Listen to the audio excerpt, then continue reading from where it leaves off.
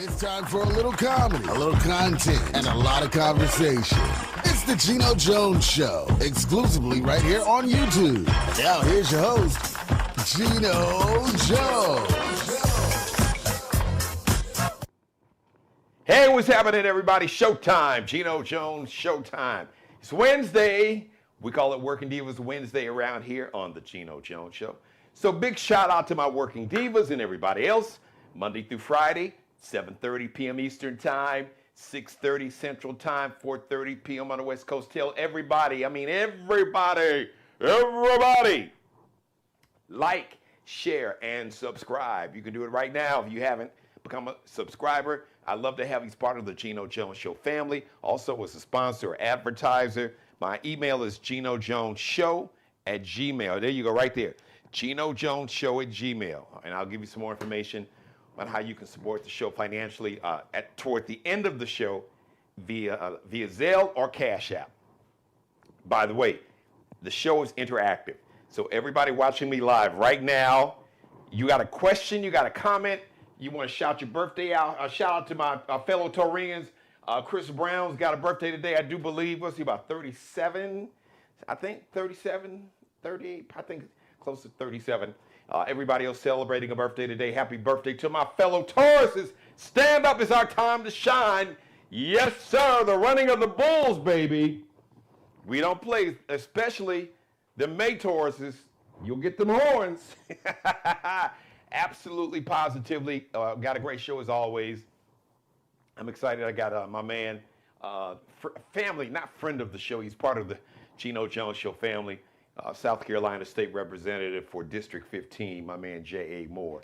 Is going to join me in probably about 90 seconds or so, maybe 2 minutes. So I want to just kick the show off like right now. You've been hearing me talk about it for a while, really since before November 2024, but especially after November 2024, about how there's a war. Really, I could make the argument that there's been a war on black Americans since black folks were the ones that were brought here, because there was something that was already here as a whole nother show and another monologue.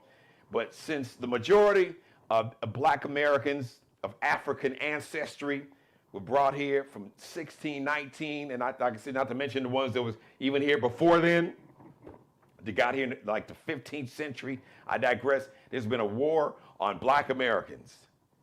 Okay, from our enslaved ancestors, the Civil War, then we had a little period of about 12 years, Reconstruction. Basically, there was a lot of black progress, and then the white nationalists and the Ku Klux Klan and all the anti-blackness and the anti-racism, anti-blackness, and the misogynoir is racism and misogyny and sexism wrapped up in one. So like black women have to deal with the racism and the misogyny and sexism. Misogynoir, that's the word. So there's been a war on black Americans since we have been here. Different iterations. Then we had Jim Crow, where oppression was codified in law.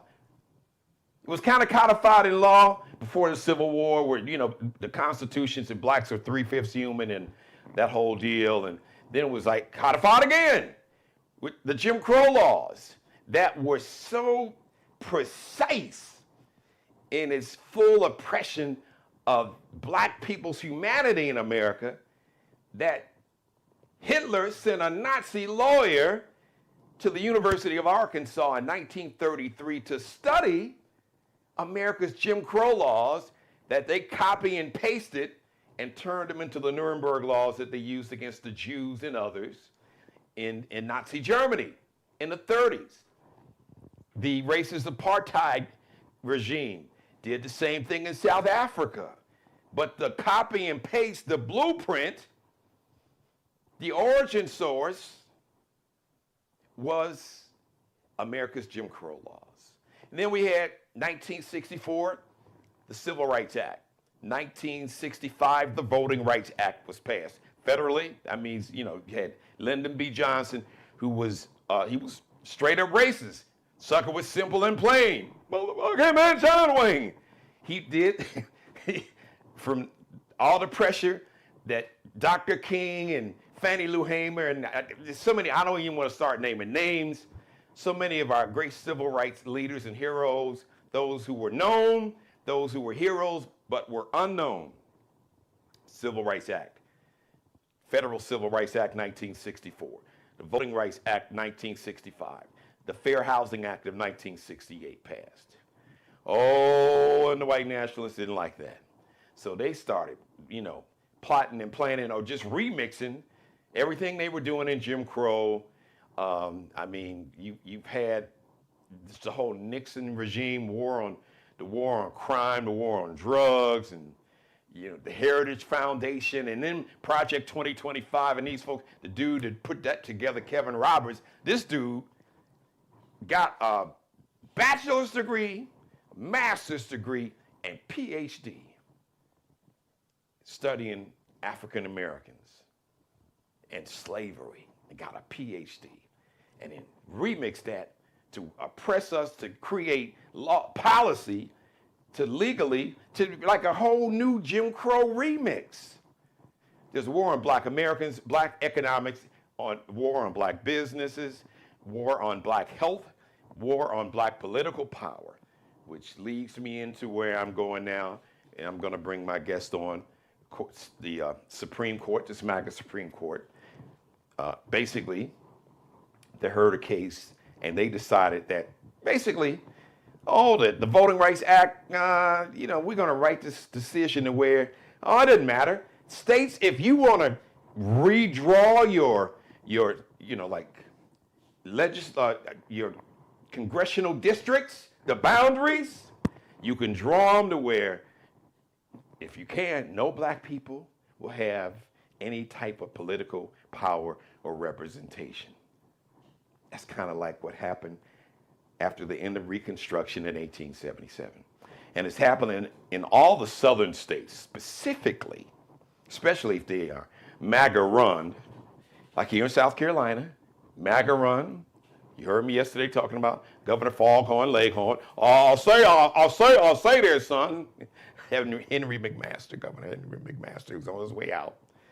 And his girl, Lieutenant Governor Pamela Yvette, Miss woke mobs, the students in South Carolina, those brilliant black students are a woke mob, and I want to end radical DEI scam. That's her, part of that same regime and mentality to eliminate black political power here. As a matter of fact, we have one U.S. congressional district that's controlled by a Democrat. Shout out to Congressman James Clyburn. And they're not just doing it with the U.S. House of Representatives. They want to do it with your state districts. Just redraw the boundaries.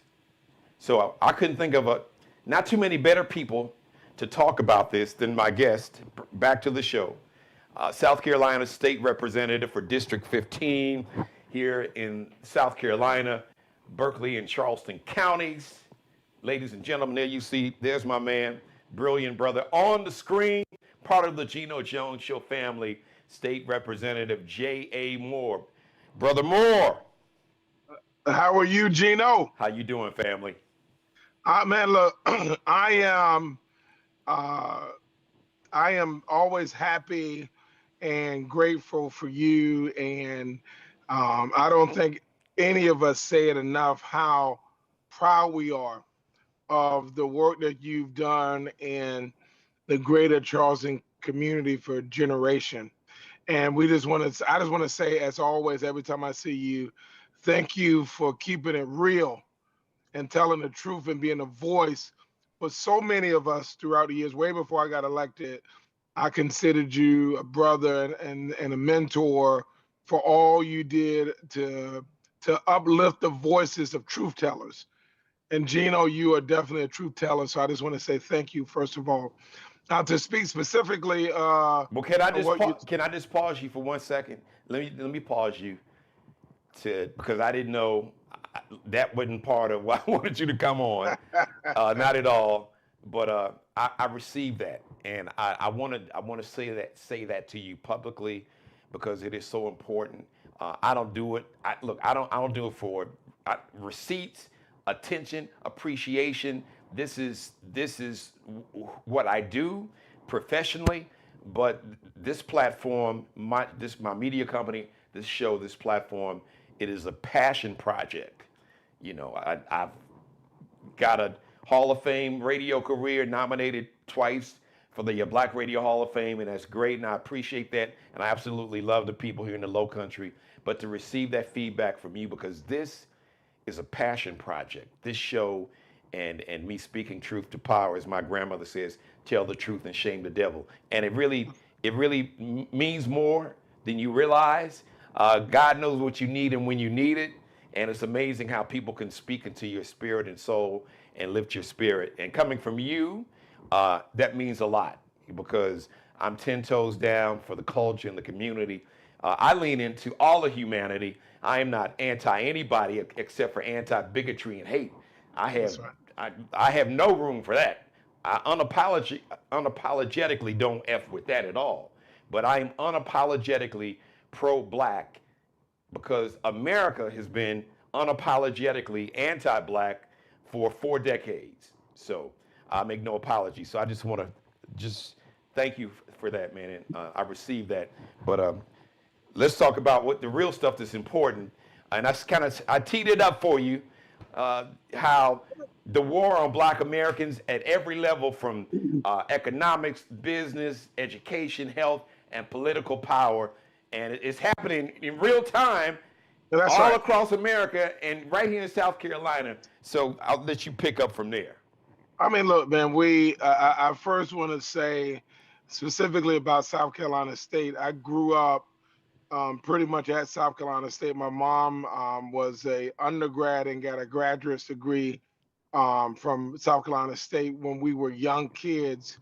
And so I grew up at South Carolina State for many years while my mom was working on her master's degree, and also again, it's just a pillar of the state. And so I stand with the students as always.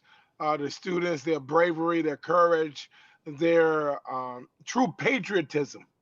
I think it has to be said now more than ever before how important the role of the citizen is. Yes. And what we saw, I don't care how young or more experienced you are. I don't care if you live in the upstate or the low country, the Midlands or the PD. I don't care if you're not from South Carolina. To watch those young kids be fully active citizens. And again, the role of the citizen and the way our republic was designed is way more important than the role of the elected official. The citizen role is the most important role. And so to see those citizens fully activate their role and live in their role and understand their role, to me was the most encouraging thing, and what makes me so uplifted about this democracy. With that said, there's an active, evil, divisive movement going on in this country to take away the rights of citizens, not just Black people, all people. What I often tell my Republican colleagues, what I often tell my white Republican colleagues, is that what they don't realize is that when you start taking away rights from folks that look like you and I, Geno, they're actually taking away rights from themselves. And the difference between you and I is that at least we're more aware of it than they are. And so, Geno, I'm just telling you, we got a fight on our hand. I'm actually headed to an event now. I just wanted to jump on for a few minutes to let you know that we're going to continue to fight like hell for all the people of South Carolina. But what they're trying to do with the 6th congressional district, let me tell you what, Geno, is going to hurt them more than they hurt us, because right now they've put together in one district a majority minority district, it's a majority Democrat. And if they try to take rid of 6th district, we're going to pick up 2, maybe 3 congressional seats. And I'm pulling up to an event now where we're going to be discussing this. But I wanted to make sure I jumped on and showed you how important this was to all of us in the legislature, and we're going to continue to fight like hell. All right, well, listen, I know you got to, I do appreciate it, but I'll talk to you after the show, and because I want to run it back with you next week or maybe the week after that. My birthday's coming up, but I will be in for a couple days because early voting starts in South Carolina May 26th. That's right. Election day is June 9th. Election day is late voting. The way they're playing games, That's right. y'all. So That's right. early vote means that's what you need to, your ass need to vote. That's Make a right. plan now. You got personal days, vacation days, May 26th. It's important. That's right. It's very important, y'all. And again, I have to run. I'm at an event now. We're talking about this very issue. How do we activate voters all over the state? God bless you, Geno. I'll be in touch. Thank you, brother. We'll have you back on. Thank you to my man, Bye-bye. J.A. I really appreciate that. He has, he's jumped out of the meeting to come on with me. So let me just do that real quick. Here's the thing, everybody. Let me just wrap it up by saying this. You got the power. And the forces of bigotry and hatred and division, anti-blackness, anti-brown, anti-immigrant, anti-Muslim, misogynist, sexist energy, they know. Look, they are scared shitless. They're in panic mode. And they are throwing everything up on the wall, throwing everything against the wall, because they know this shit is about to flip. You've got the power. We, the people, those that lean into humanity, we have the power. But the forces of evil and darkness and bigotry and hate, they will continue to try to punk you out of your power. Don't let them punk you out of your power. I'm going old school, back to the 90s. There was a song by this one-hit wonder group called Snap. I got the power, boom, boom, boom, boom, boom, boom, boom. And they know that you, me, we, those that lean into humanity and see our common humanity in each other. And it's unfortunate that those that lean into inhumanity, they don't even see their own humanity. Oh, yeah, I mean, they're narcissism and ego, but they don't even see their own humanity. Angry, mad, they hate themselves. Unresolved trauma from childhood, been brainwashed, whatever it is, combination of all of it. Still no excuses, none. Because it's easy to lean into humanity. It takes a whole lot of energy to lean into hate. Think about it. If you've ever gotten really, really angry or just gone into a rage, or as the kids call it, crashed out, think about how physically and emotionally you were exhausted after you eventually calm down. It takes a lot of energy. It releases hormones in your body that throws all your body functions off. You feel drained. But think about how good you feel when you lean into humanity and see each other's humanity and compassion and empathy and love. You feel great. Your body releases different hormones like endorphins that make you feel good and make you feel light and happy, and your blood pressure goes down. And other bodily functions relax. Heart rate not normal. Anger, heart rate out of control, blood pressure shooting up, all kind of crazy stuff happening to your body. Folks is leaning into that hatred. Like I said, it's like a child acting out, like a little baby who's fighting sleep. But we can't let the forces of evil and darkness, bigotry and hatred punk us out of our power. And we don't want power to punish. Now, those who break the law, yes, you will be and must be, all of us. No human being is above accountability, myself included. If I go wild out and crash out and do some really dumb shit to harm people, I will be held accountable. Even if somehow I escape man's accountability, I can't escape his accountability. Karma is real.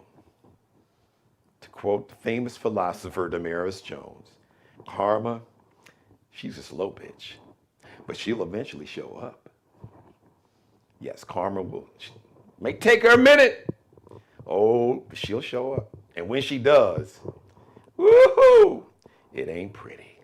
It ain't pretty. But it's your energy, the energy that you send out into the universe, will always find its way back home to you. It will find its way back to its original source because it is your energy, and it might take it years, years. And unfortunately, during those years, you could do a lot of harm. But the more harm you do,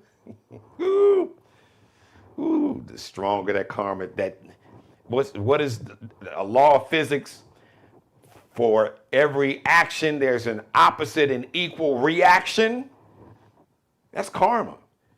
For all the action, for every negative action and energy that you send out, there's that opposite and equal energy or reaction is coming back to you. I promise. Don't believe me. It's Conway Jones, the wisest person still to this day I've ever known. My grandfather said, if you don't believe it, just keep living. Thank you for letting me be a part of your life. As always, God bless each and every one of you, and especially you, God, most of all. The Geno Jones Show live Monday through Friday, 7:30 p.m. Eastern, 6:30 Central Time, 4:30 p.m. on the West Coast. Tell everybody to like, share, subscribe. Leave your comment below. Leave your comments below in the comment section. Please, please, please, please. Yes, leave your comments in the comment section below. Would love to hear from you. Whatever you have to say, it don't matter. Love the show, like the show. Don't like it, whatever. Love me, like me. Say what's on your mind. Say what you mean what you say. Even if you don't know what the hell you're saying. Know what you mean. Just go ahead and say it, all right? You want me to shout somebody out. Please leave those comments in my comment section below. And once again, tell everybody to like, share, and subscribe to the Geno Jones Show YouTube channel. Shout out to Allie Jones. She is the official wardrobe consultant and stylist for the Geno Jones Show. She is the CEO. So check her out on Instagram, her company, LXNCL. So on Instagram, on IG, she is LX.NCL_. Allie Jones, LX.NCL_ on Instagram. Shout out to Markel Bailey, the official barber and hairstylist for the Geno Jones Show. You can check him out on Instagram, on IG. Kel be cutting up, because Kel, as you can see, be cutting up. KELBECUTTINUP. I'd love to have you as a sponsor of the Geno Jones Show. I'd love to have you as one of the advertisers. I'd love to have you as part of the family. So if you would like to be a sponsor, if you'd like to advertise, please reach out to me. Shoot me an email. Geno Jones Show, all one word. That's how you spell my name. Geno Jones Show @gmail.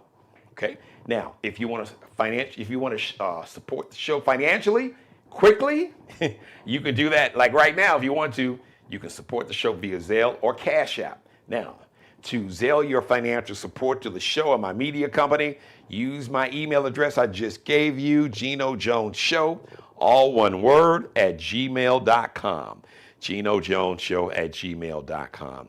Or you can use Cash App, $Dad G Jones, capital D, lowercase a-d, capital G-J, lowercase O-N-E-S. Thank you, everybody. I love you. Thank you for watching me live. We'll see you live on Thursday, 7:30 p.m. Eastern, 6:30 p.m. Central Time, 4:30 p.m. on the West Coast. All right. Until then, be blessed. I love you. Subscribe and tune in to the next episode of the Geno Jones Show, exclusively right here on YouTube. When Geraldine and I tell our girls about growing up in the 80s and 90s, it's like talking about a whole different planet. We used to play outside till the street lights came on. We drank straight out of the water hose, ran everywhere, explored, got lost, got hurt. busted our knees, our heads, and our butts. Nobody knew where we were, what we were doing, or who we were with. I'm Chris Jones. I'm a rocket scientist, a minister, and a girl dad. And I have a theory about why childhood and everything else feels different now. Because gravity hasn't changed, but the price of a trip to the hospital has. Blue jeans, Jordans, gas, groceries, and health insurance. Everything is more expensive, and it's scaring us out of risk, innovation, and the joy of life itself. It was more affordable to fall, to fail, to get back up. And our parents trusted America enough to let us run free. Bankruptcy was for gamblers and crooked real estate developers, not middle-class families, not teachers, not cancer patients. I'm running for Congress because the fall of the American working class wasn't an accident. It was a political decision. Meet my congressman, French Hill, the most powerful banker in America. He's my opponent, but he's your problem too. He chairs the Financial Services Committee and fights anything that looks like consumer protection. The law to limit overdraft fees to $5. This is a change that could save American households $5 billion in overdraft charges every year. French Hill killed it. Yep, they even found a way to make being broke more expensive. If there's anybody who's gotta go, it's him. I'm blessed. I studied hard, earned 2 degrees from Morehouse College, then 2 masters and a PhD from MIT. I married my best friend, who's a combat veteran and an ER doctor. God gave us 3 beautiful daughters, and along that journey, I earned the votes of 319,000 Arkansans who believe we deserve better. I have good news for you. You can still go outside till the street lights come on. We call it organizing. Just you and a few friends fighting for your freedom, standing up for each other. We have 12 months to win this election. We have a poll that makes this a 1-point race and a grassroots organization that has been growing for 3.5 years. This district is full of fighters. We're doing the hard work, and we need you to join us.